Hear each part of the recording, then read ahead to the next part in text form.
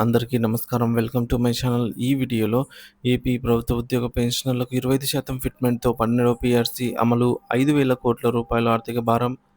దీనికి సంబంధించిన పూర్తి వివరాలైతే వీడియోలో తెలుసుకుందాం. వీడియోని ఎక్కడే గాని స్కిప్ చేయకుండా ఎండ్ వరకు చూడండి. అప్పుడే ఇన్ఫర్మేషన్ పూర్తిగా అర్థమవుతుంది.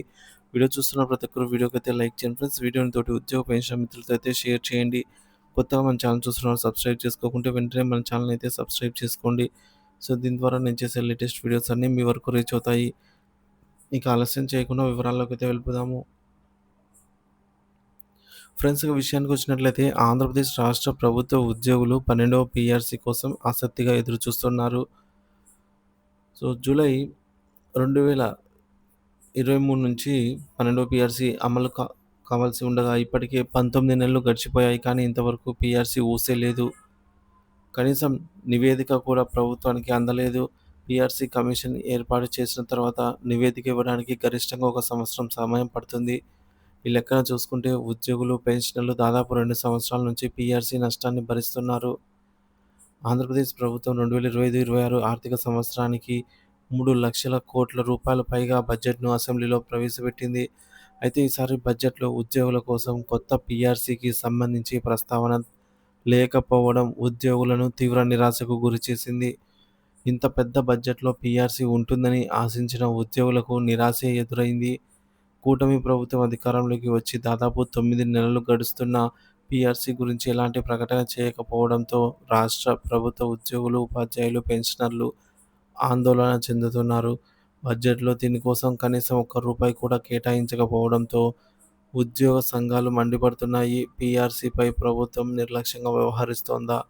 లేక ఆర్థిక లోటు కారణమా అనేది చూడాలి. ప్రస్తుతం బడ్జెట్‌లో పీఆర్సీ లేకపోవడం అంటే ప్రభుత్వానికి వేతన సవరణపై ఆసక్తి లేకపోవడమా? లేక ఆర్థిక లోటు కారణమా? వాయిదా వేయాలని చూస్తోందా అనే సందేహాలు వ్యక్తమవుతున్నాయి. పీఆర్సీని మరికొద్ది రోజులు పొడిగించి ఆ తర్వాత అమలు చేయాలనే ఆలోచనలో ప్రభుత్వం ఉందా అని విశ్లేషకులు భావిస్తున్నారు. కనీసం ఒక్క డీఏ శాతం ఫిట్‌మెంట్‌ను ప్రకటించినా కూడా నెలకు రూ. 200 కోట్ల ప్రభుత్వం ఉద్యోగులకు అదనంగా చెల్లించాల్సి ఉంటుంది. ఉద్యోగ సంఘాలు 50% ఫిట్‌మెంట్‌ను కోరుతున్నాయి. ప్రభుత్వం ఆర్థిక లోటు కారణంగా 50% ఇవ్వలేకపోయినా 25% ఫిట్‌మెంట్ ఇచ్చినా కూడా రూ. 25,000 కోట్ల ప్రతి నెల ఫిట్‌మెంట్ రూపంలోనే ఖర్చు అవుతుందనైతే ఆర్థిక శాఖ అంచనా వేసింది. కానీ బడ్జెట్‌లో దీనికి సంబంధించి ఎలాంటి ప్రస్తావన లేకపోవడంతో ఉద్యోగులకు వచ్చే ఆర్థిక సంవత్సరం వరకు నిరీక్షనే తప్పదు అనే సంకేతాలు కనపడుతున్నాయి. ఇకపోతే పొరుగు రాష్ట్రమైనటువంటి తెలంగాణలో కూడా ఇదే పరిస్థితి నెలకొంది. అక్కడ కూడా పీఆర్సీ అమలు స్పష్టత అయితే ఉంది. సో తెలంగాణలో జూన్ 2023న మొదటి పీఆర్సీ గడువు ముగియగా జూలై 1, 2023 నుంచి రెండవ పీఆర్సీ అమల్లోకి రావాల్సి ఉంది.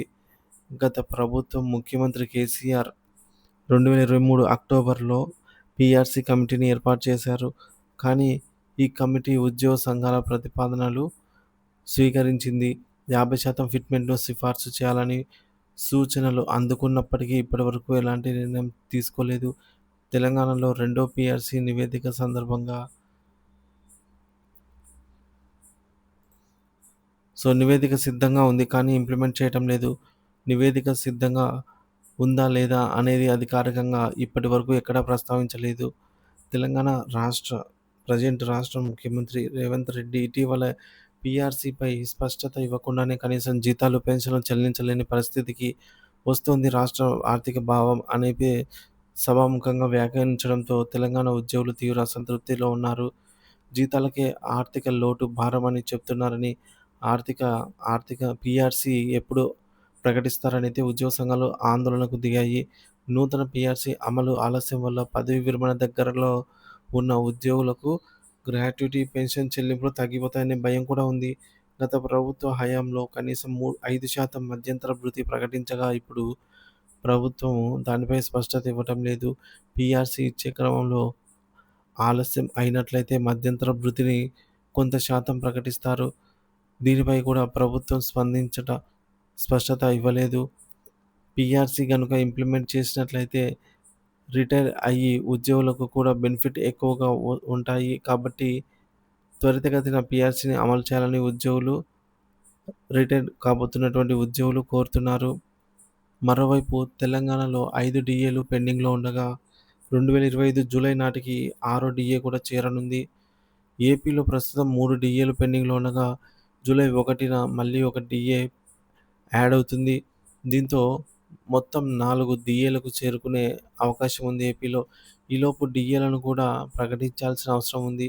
ఈ మేరకు ఉద్యోగ సంఘాల ఆందోళన ప్రభుత్వంపై ఒత్తిడి పెరుగుతోంది. ఈ నెల ఆఖరులో ఉద్యోగ సంఘాలు ప్రభుత్వంపై ఒత్తిడిని తీసుకురావడానికి నిరసన కార్యక్రమాలు చేపట్టాలని యోచిస్తున్నారు. గతంలో పీఆర్సీపై సమర్థవంతంగా ఆందోళనలే ఉద్యోగులకు తగిలిన వేతన సవరణను తీసుకురావడంలో సహాయపడిన విషయాన్ని గుర్తు చేస్తూ సమ్మె సైతం నిర్వహించాల్సిన అవసరం ఉందనైతే నేతలు చెబుతూ ఉన్నారు. ప్రభుత్వం వెంటనే స్పందించి కనీసం మధ్యంతర భృతి లేదా డీఏ ప్రకటనలైనా కూడా చేయాలని ఉద్యోగ సంఘాలు డిమాండ్ చేస్తున్నాయి. సో, రాబోయే ఎన్నికల నాటికి ఉద్యోగుల నుంచి ప్రభుత్వానికి వ్యతిరేకత రాకుండా ఉండాలంటే తక్షణమే స్పందించాలని ఉద్యోగ సంఘాల నేతలు హెచ్చరిస్తున్నారు. ఆర్థిక ప్రణాళికలు సవరించి పీఆర్సీ అమలు చేయడం వల్ల తప్పనిసరి అని సూచిస్తున్నారు. మొత్తానికి 3,00,000 కోట్లకు పైగా బడ్జెట్‌లో పీఆర్సీ ప్రస్తావన లేకపోవడం ఆశ్చర్యాన్నైతే గురిచేస్తున్నటువంటి అంశం. 1% ఫిట్‌మెంట్‌కు 200 కోట్ల నెలకు ఖర్చవుతుంది. ఈ నేపథ్యంలో 25% ఫిట్‌మెంట్‌కు దాదాపు 5,000 కోట్లు అవసరమవుతాయి. ఆర్థిక శాఖ అంచనా వేసింది ఈ మేరకు. తెలంగాణలోనూ పీఆర్సీ అమలులో జాప్యం ఉండడంతో ఉద్యోగులు తీవ్ర నిరాశలో అయితే ఉన్నారు. ఉద్యోగ సంఘాల నిరసనకు సిద్ధమవుతున్నాయి. ప్రభుత్వం త్వరగా స్పందించి పీఆర్సీపై మంచి నిర్ణయం తీసుకోవాలని అయితే ఉద్యోగులంతా కోరుకుంటున్నారు.